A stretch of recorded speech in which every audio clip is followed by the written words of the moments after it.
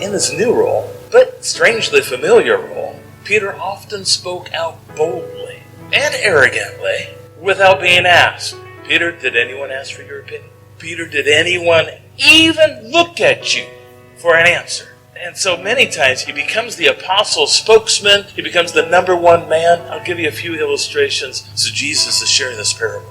It's about what makes a man clean, what makes a person unclean, and everybody's totally confused. Peter says, in fact, Peter demands, explain the parable to us. Another example, when Jesus traveled to the region of Caesarea Philippi, he asked his disciples, who do people say that the Son of Man is? And Peter promptly replied, I think it's kind of a rhetorical question, Or maybe he's actually asking for give and take from all of them, but Peter replies, maybe with his head held high, chin up just a little bit there, you're the Christ, you're the Son of the living God.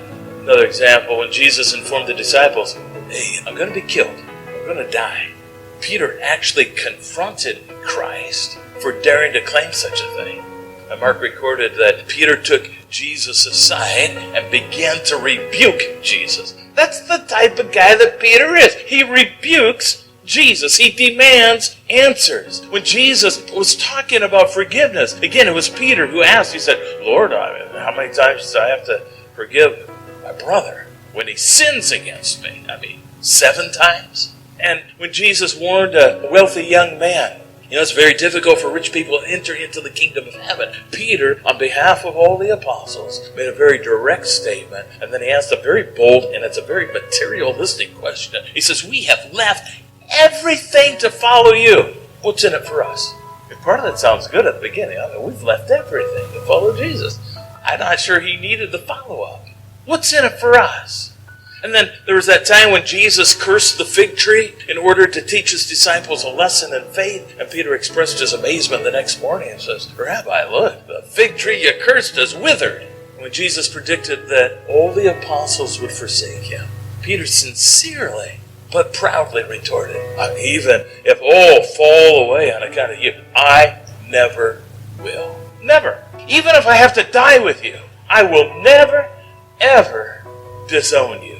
And all these responses by Peter indicate that he had assumed the leadership role among all of the apostles. Peter definitely responded according to his natural giftedness, but he really had a lot more to learn about true leadership. Bold statements, direct questions, self-confidence in and of themselves do not make a godly servant leader. So with responsibility also comes accountability. And Peter learned what this meant a short time before Jesus died on the cross. Judas had already departed company to plan Christ's betrayal. He's gone off to do his nasty deed. Knowing what lay ahead, Jesus is with the 11. He made his way to the Garden of Gethsemane, and when they arrived, Jesus instructed the larger group, most of the 11, to stay behind, remain here. And then he asked Peter, James, and John to join him. Come with me. Let's go further up the trail.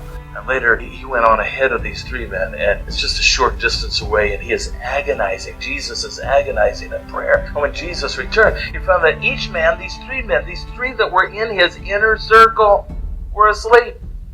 Not just a little bit asleep, not just dozing. They're sawing logs. They are sound asleep, and obviously disappointed. Jesus singled out Peter.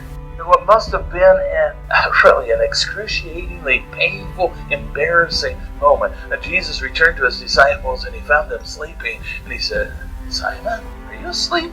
Could you not keep watch for 1 hour? This is intense. This is a sobering confrontation. Jesus reverted to Peter's original name here. I think that's significant. Simon. And I think in calling him Simon, he's sending him a penetrating message. Remember, just a day or so earlier, Peter had boldly declared in front of all the apostles, even if they all forsake you, not me, I'm not going to be that guy. No. And that night in the garden, Jesus simply reminded Peter that if you're so strong, and if you're so determined, and if you're such a great leader, why don't you stay awake and pray? Peter was not the rock that Peter claimed to be, but there was more to come. Jesus' rock is about to crumble.